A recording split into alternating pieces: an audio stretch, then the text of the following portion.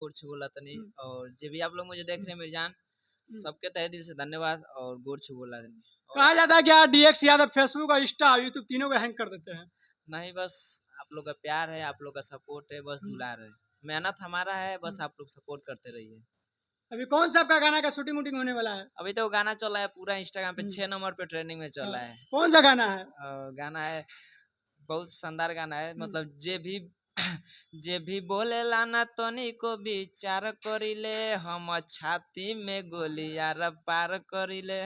अच्छा भैया एक बात करना चाहते हैं आपसे, जो भी भोजपुरी में आते हैं वो सब पहले रंगदारी सॉन्ग ही गाते हैं, क्यों ऐसा क्यों?